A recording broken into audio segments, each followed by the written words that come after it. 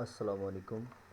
Chapter number 6 fluid dynamics first year का ये chapter long के हवाले से इम्पॉर्टेंट है। आपने अच्छे तरीके से इसको तैयार करना है। इसमें सबसे पहली चीज़ जो है फ्लूइड की डेफिनेशन है और लिखा हुआ कि any substance that can flow from one place to another place is called fluid. ऐसी चीज़ जो एक जगह से दूसरी जगह बआसानी मूव कर जाए, जिसको हम फ्लो करवा सकें, हम उसे नाम देते हैं ऐसे सब्सटेंस को फ्लूइड का। जैसे एग्जांपल में दिया हुआ आगे water, honey and then fluid is a combination of liquid and gases. कहा कि यहाँ पर फ्लूइड जो है वो दो चीज़ों का कॉम्बिनेशन भी हो सकता है, लिक्विड का भी हो सकता है और गैसेस का भी हो सकता है।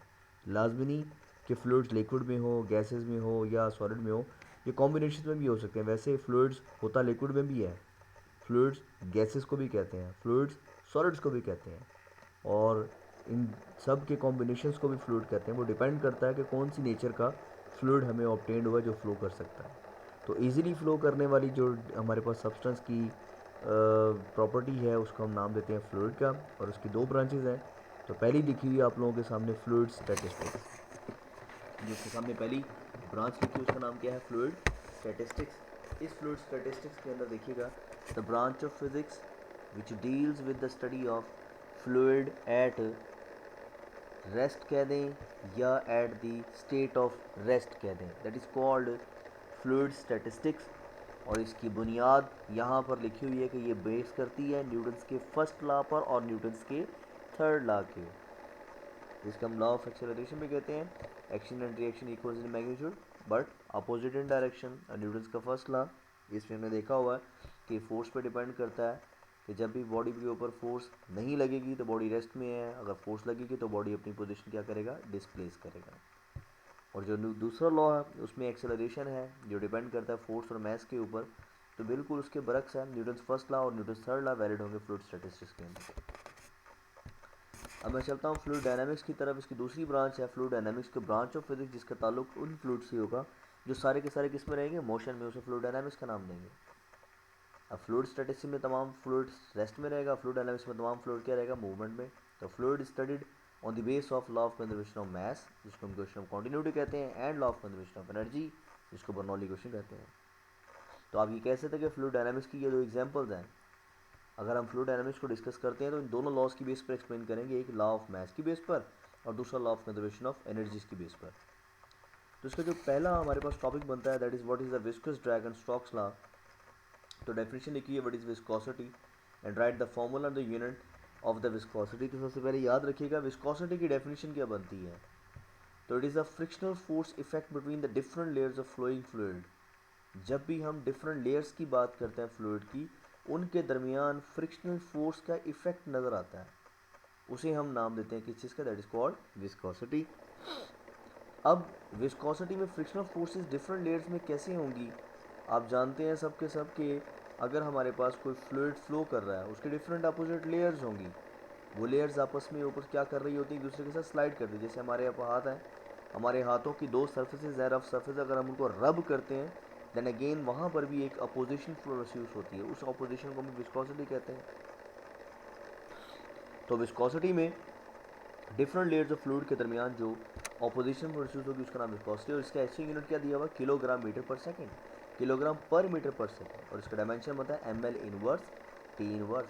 कोफिशिएंट ऑफ विस्कोसिटी जो है उसको हम डिनोट करते हैं सिंबल ईटा से, ये एन लिखा हुआ है और एन को आपने पढ़ना है eta, E T A, eta. From Stokes law, ये स्टोक्स लॉ इसमें वैलिड होता है विस्कोसिटी के अंदर, F equals to 6 pi eta R and V. The fluid which can flow easily have small coefficient of viscosity, for example air, water and etc. जिनका coefficient of viscosity small है वो easily flow करता है, और जिनका coefficient of viscosity large होता है वो easily flow नहीं कर सकते, जैसे हनी, जैसे टार। और ये हनी और टार जो है दोनों के दोनों एग्जांपल्स हैं हमारे पास फ्लूइड डायनामिक्स की। आगे क्वेश्चन है what is the effect of temperature और viscosity of liquid and gas. अगर हम टेम्परेचर बढ़ाते हैं तो विस्कोसिटी ऑफ लिक्विड पे क्या फ़र्क पड़ेगा और विस्कोसिटी ऑफ गैसेस पे क्या फ़र्क पड़ेगा, दोनों अपोजिट है, याद रखिएगा इन दोनों का nature. Viscosity of gas increase होती है जब टेम्परेचर इंक्रीज होता है ड्यू टू रैंडम मोशन, लेकिन विस्कोसिटी ऑफ लिक्विड इंक्रीज होगा जब हम इंक्रीज करते हैं टेम्परेचर। आप सब जानते हैं अगर हम किसी पानी को गर्म करते हैं तो टेम्परेचर के बढ़ाने से उसके पार्टिकल्स की विस्कोसिटी कम होगी, लेकिन गैस के मॉलिक्यूल्स की विस्कोसिटी टेम्परेचर बढ़ाने से क्या हो जाती है, इंक्रीज हो जाती है। अब टेम्परेचर बढ़ाने से गैस की विस्कोसिटी इंक्रीज कैसे होगी? एग्जांपल्स हम जानते हैं, गाड़ियां हैं, गर्मी में गाड़ियों के टायर जो हैं उनकी एक्सपेंशन रेट बढ़ जाता है। उसके एक्सपेंशन रेट बढ़ने की वजह क्या है, वहाँ पर गैस फिल्ड होती है और टेम्परेचर बढ़ने से गैस की विस्कोसिटी इंक्रीज हो जाएगी और वो पार्टिकल्स की कैनेटिक एनर्जी बढ़ने से हमारे पास सिस्टम के अंदर इंटरनल प्रेशर और इंटरनल एक्सपेंशन इंक्रीज हो जाती है। लेकिन अगर हम बात करते हैं अब टेम्परेचर की, कि अगर वो टेम्परेचर इफेक्ट करता है, अगर हीट हम पानी को हीट करते हैं तो हीट में इसके बरक्स से वहाँ हम हीट दे रहे हैं तो टायर के गैस के वॉल्यूम की एक्सपेंशन प्रोड्यूस हो जाती है। लेकिन अगर हम हीट देते हैं पानी को तो उसके पार्टिकल्स के दरमियान गैप कम हो जाता है। तो जब पार्टिकल्स के दरमियान गैप कम होगा तो विस्कोसिटी कम होगी, लिक्विड्स की विस्कोसिटी कम और गैसेस की विस्कोसिटी ज़्यादा होती है। ये इंपॉर्टेंट शॉर्ट क्वेश्चन है और इंपॉर्टेंट एमसीक्यू भी है। What is drag force, upon which factor depend?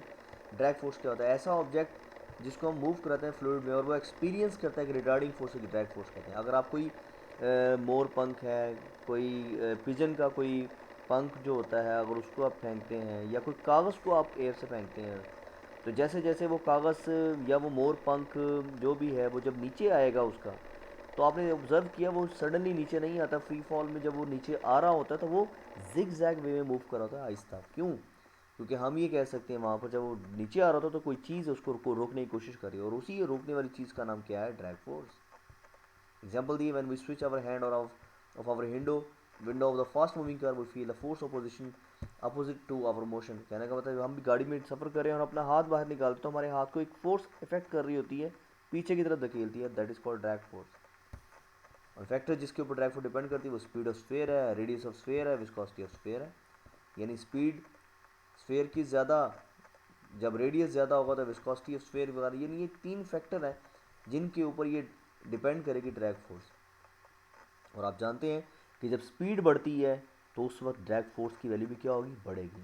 जब रेडियस बढ़ेगा तो ड्रैग फोर्स अगेन ऑब्वियसली बढ़ेगी और जब विस्कोसिटी बढ़ेगी तो डेफिनेटली ड्रैग फोर्स बढ़ेगी। अभी स्पीड ज़्यादा है तो आप गौर कर सकते हैं, ज़्यादा स्पीड में गाड़ी चल रही है, आपने हाथ बाहर किया हो तो जब एयर ब्लो करेगी आपके एयर हाथ को, उस वक्त आपका हाथ बहुत स्पीड से पीछे की तरफ जाएगा। आप कहेंगे स्पीड ऑफ जो है स्फीयर के बढ़ने से हम कहते हैं ड्रैग फोर्स बढ़ रही है। अगर रेडियस ऑफ स्फीयर की बात करें, स्फीयर की जगह आप अपना हैंड कर लें, रेडियस ऑफ स्फीयर करते हैं। अगर बड़ा हैंड है या छोटा हैंड है, आप उसको हॉरिजॉन्टली प्लेस कर रहे हैं हाथ को या वर्टिकली कर रहे हैं, उसके ऊपर आपकी हाथ के ऊपर फोर्स महसूस होगी। और विस्कोसिटी ऑफ स्फीयर क्या है? अगर एयर हमारे पास बहुत ज़्यादा डेंस्ड है तो हमारे हाथों को बहुत स्पीड से पार्टिकल स्ट्राइक करेंगे तो उस वक्त अपोजिशन और ज़्यादा होगी, तो ड्रैग फोर्स और ज़्यादा हो जाएगी। नीचे लिखा हुआ स्टेट स्टोक्स लॉ। तो स्टोक्स लॉ क्या है? Drag force acting on the sphere is equal to 6 पर time the product of coefficient of viscosity radius and fluid speed. 6/r भी है। स्टोक्स लॉ वैलिड होता है स्फेरिकल बॉडीज के लिए और हाई स्पीड के ऊपर इट इज़ नॉट वैलिड। याद रखिएगा, Stokes law is only valid for the particles moving at very slow speed. यहाँ तक तो ये आपको अगर शॉर्ट क्वेश्चन। नेक्स्ट है इसका लॉन्ग क्वेश्चन, टर्मिनल वेलोसिटी क्या है? तो magnitude of drag force become equal to the weight of droplet then will start moving down with the constant maximum velocity. जब भी दो चीज़ें, कौन कौन सी चीज़, मैं दोबारा रिपीट कर रहा हूँ, ड्रैग फोर्स इक्वल हो जाए वेट के तो ये नीचे मूव करना शुरू कर देगा और मैक्सिमम वेलोसिटी से मूव करेगा। इस मैक्सिमम वेलोसिटी का नाम टर्मिनल वेलोसिटी, ये फॉर्मूला लिखा हुआ है। डेरिवेशन की तरफ चलता हूँ तो हम कहते हैं फर्स्ट करें एक ड्रॉपलेट है जो डाउनवर्ड मूव कर रहा है ड्रैग फोर्स के तहत, तो नेट फोर्स उसके ऊपर दी है weight minus drag force, net force M A, weight M G, 6/r भी। अब ज़रा गौर करें, ए एक्सेलरेशन को जीरो कर दे। क्यों? जब वो पार्टिकल नीचे आ रहा था उसकी वेलोसिटी कांस्टेंट है और कांस्टेंट वेलोसिटी में एक्सेलरेशन जीरो होता है, तो एम ए जीरो हो गया, बाकी रिजल्ट एम जी को 6/r भी बन गया। तो यहाँ से वी टी हमारे पास क्या बनेगा? M G divide by 6/r, M G divide by 6/r। और वैसे भी हमने इस क्वेश्चन को लिया।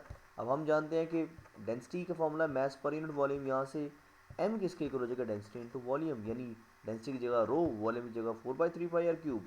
इस मैस की वैल्यू को आप यहाँ पुटअप कर सकते हैं।